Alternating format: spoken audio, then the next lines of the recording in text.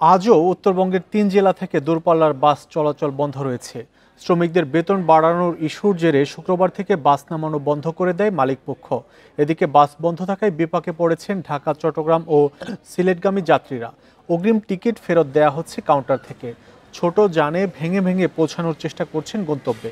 সম্প্রতি বেতন বাড়ানোর দাবিতে শ্রমিকরা আন্দোলন শুরু করলে রাজশাহী, চাঁপাইনবাবগঞ্জ ও নাটোর থেকে কয়েক দফায় বাস চলাচল বন্ধ হয়ে যায়। বান্ডেল থাকলে প্রতি সেনমানিতে টাকা বাঁচবে। বিকাশ সেনমানি বান্ডেল কিনে জিতুন প্রতি লেনদেনে। এ নিয়ে গত মঙ্গলবার ঢাকায় শ্রমিকদের সঙ্গে বৈঠকে বেতন বৃদ্ধির দাবির বিষয়টি সমঝোতা হয়। শুক্রবার থেকে নতুন বেতন কার্যকর হওয়ার সিদ্ধান্ত হয়। তবে বৃহস্পতিবার রাতেই বেতন বাড়াতে অস্বীকৃতি জানিয়ে বাস চলাচল বন্ধ রাখার সিদ্ধান্ত নেয় মালিকপক্ষ।